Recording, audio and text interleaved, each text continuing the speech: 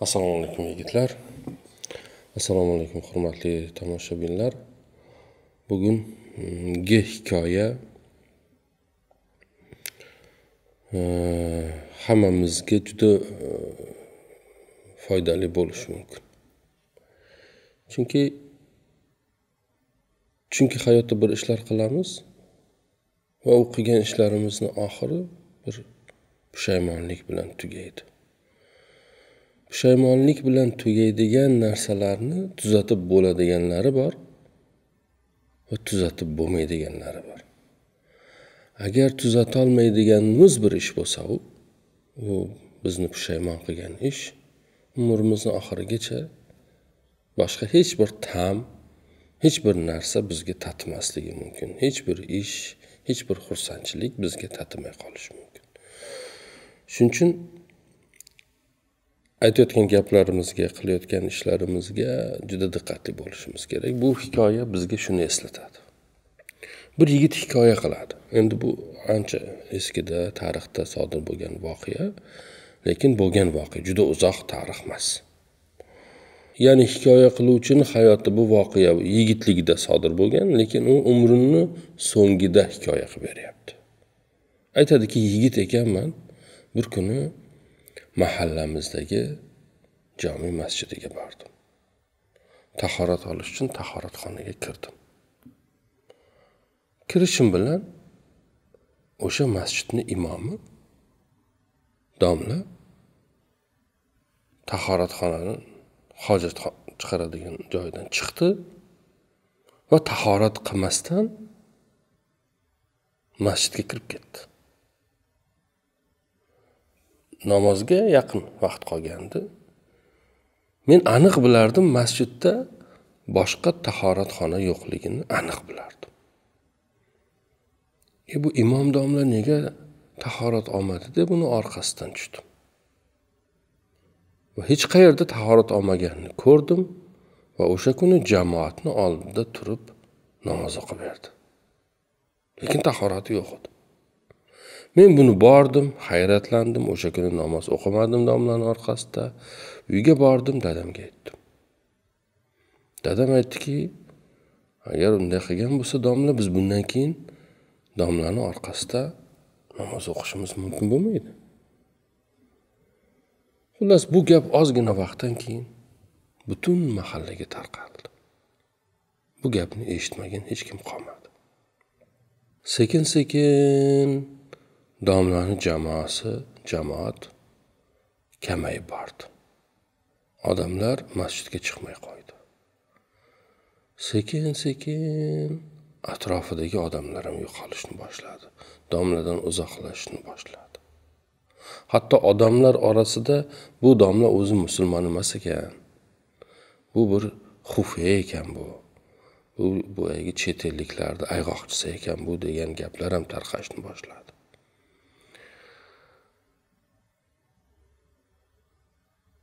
Oradan biroz vaqt o'tgandan keyin, juda ko'p vaqt o'tmadi, ozginadan keyin masjidda imom domladan boshqa hech kim qolmadi. Keyin imom domla iste'fo berdi imomlikdan. Uydan chiqmaydigan bo'ldi. Sekin-sekin uyiga boradigan oyoqlar ham uzildi. Qarindoshlari ham xabar olmay qo'ydi. Va hatto bir kuni ayoli bolalari bilan ketib qoldi. Oradan yana bir qancha vaqt o'tgandan keyin domla ham bizni yurtlarni tark etdi. O'sha voqeadan juda ko'p vaqt o'tgandan keyin endi bu paytga kelib men ham katta yigit bo'ldim, aqlimni tanidim, oila qildim, boshqa qildim, otam rahmatli bo'ldi. Oradan juda ko'p vaqt o'tdi. Bu paytga kelib meni islomiy ilmlarim ham bir qadar yaxshilanib qoldi. Bir kuni qish paytlari edi, biroz shamollagandim. Doktorxonaga kirdim. Ukol oldim, igna oldim. Va yo'lda kelarkan masjidga kirib namoz o'qishim kerak bo'lib qoldi. Igna olganim esimga tushdi. Igna olgan joyimdan, ukol qilgan joyimdan qon chiqmabdimi bir qarab qo'yay, tahoratim buzilmabdimi deb hojatxonaga kirdim-da, menga ukol qilingan joyda ochib qaradim. Ochib qaradimu, bundan bir necha yillar oldingi imom bilan bo'lgan voqea esimga tushdi. Imom domla ham balki o'sha kuni ukol olgandir-da, tahoratim buzilib qolmabdimi deb bir tekshirib qo'ygani kirgandir degan xayol kirdi. Ichimga bir g'ulg'ula tushdi.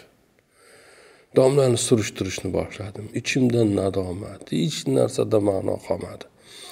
Kim so'ramagan odamim qolmadi. Oxir aytishdi, Chorsu bozorida bir nuroniy bir tikuvchi bor. U tikuvchi bilardi, u imomni eng yaqin do'sti edi. Bordim, o'sha tikuvchini topdim, tikuvchi amakidan va imomni so'radim. U aytdiki, imom meni haqiqatan ham yaqin do'stim edi. O'sha ishlar bo'lganda oldimga keldi, aytdiki, ukol olgandim. Tahoratim buzildimi, buzilmadimi bilish uchun tahoratxonaga kirib tekshirgani kiruvdim. Tahoratim buzilmagan ekan. Lekin bu voqeani u yerdan chiqib to'g'ri namozga turdim, imomlikka. Buni kimdir ko'ribdi-da, kimligini bilmayman. Lekin odamlarning orasida shu gapni tarqatib yuribdi.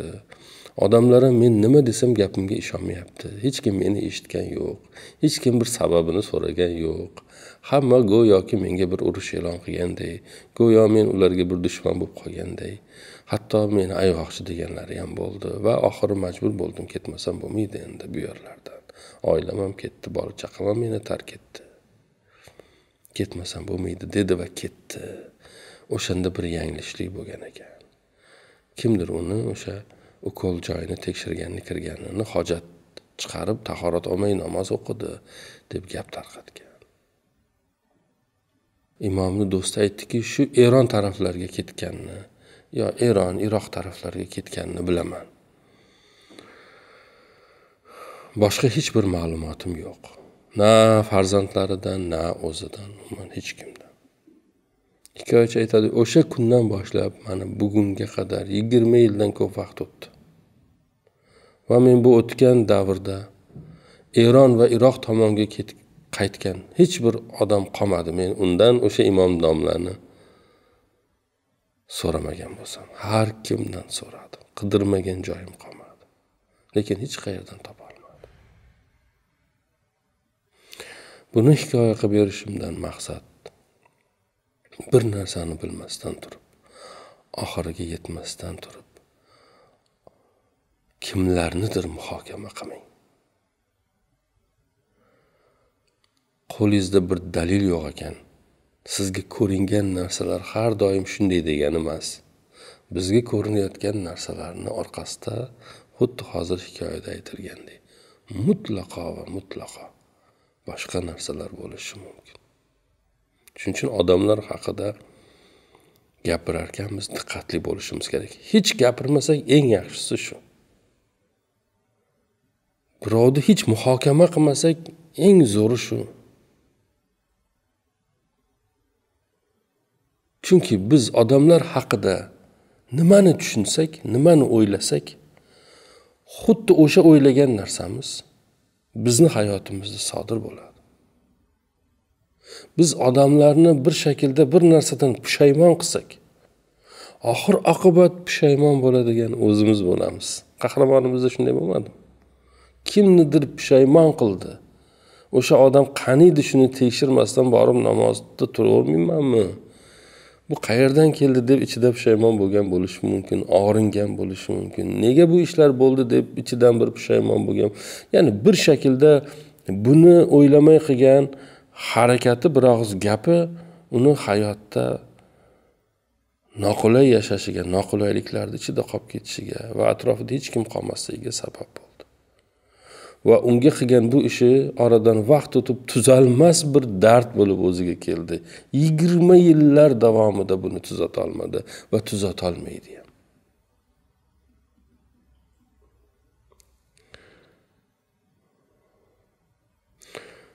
Demak, diqqatli bo'lishimiz kerak. Bizda bilasizmi qancha ko'p hujayralar bor? millionlab hujayralar bor. O'sha hujayralarni bittasi kasallansa, u kasal hujayrani o'ldirishadi.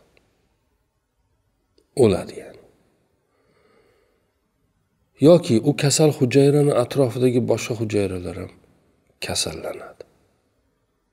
Agar bir odamni oyog'i qorason kasali bilan og'risa, u qorason kasalligi butun tanaga tarqatib ketmasligi uchun u oyog'ini kesishadi. Ya'ni u buzilgan hujayralarni bu katta jismdan ajratishadiki, qolganini ham barbod qilmasligi uchun. Xuddi shunday bizdan chiqayotgan hislar ham biz ham mana shu katta bir koinotda ko'zga ko'rinmaydigan bir hujayramiz. Agar biz ham buzilsak, atrofimizdagilarni buzamiz va bir kun bizni ham kesib otishadi. Tushuntiradimi? Tasavvur qila oldinglar. Chunki inson kichik koinot deyiladi. U hujayralar bizni ko'zimizga qanday ko'rinmayotgan bo'lsa, biz o qadar kattamizki u hujayraga nisbatan. Koinot bilan nisbat olib qaraganda biz ham shunday ko'zga ko'rinmaydiganmiz aslida. Tushuntiradimmi? O'shaning uchun bizdan chiqayotgan bir yomonlik, u fikran bo'lsin, u amalda bo'lsin, qaytib kelib bizni yo'q qiladi. Nega? Chunki u bizdan chiqdi. Bizmiz u, ya'ni u yomon bir hujayra. U bo'lmaslik uchun tirishishimiz kerak. Uning uchun nima qilib diqqatli bo'lishimiz kerak. Ayniqsa odamlarni muhokama qilar ekan, birovlar haqida fikr bildirar ekan. Bizga ko'rinayotganlar haqiqat degani emas. Haqiqat mutlaqo boshqacha bo'lishi mumkin. Bizga yomon ko'rinayotganlar eng yaxshi odam bo'lishi mumkin. Bir hikoya bor edi-yu, Sulton Mahmud ko'mgan bir odam haqida. Ko'chadan o'ligini topib oladi. Sultonni tushiga kiradi, meni sulton ko'madi deydi. Sulton hayron. Vazirlardan birini oladi, shunday tush ko'rdim. Odamlarni kiyimini kiyadi, ko'chaga chiqadi. Qarasa ko'chada bir o'lik yotibdi. Hech kim yoniga yaqinlashmaydi. Men qisqa qilib aytib beryapman-da. Odamlardan bu kim desa, so'ramang deydi. Endi uni sultonligini bilmaydi odamlar. So'ramang, bu u qadardiki, topgan puliga yo ichkilik olib kelardi, yo ko'chadagi buzuq ayollarni uyiga yetaklab kelardi bu.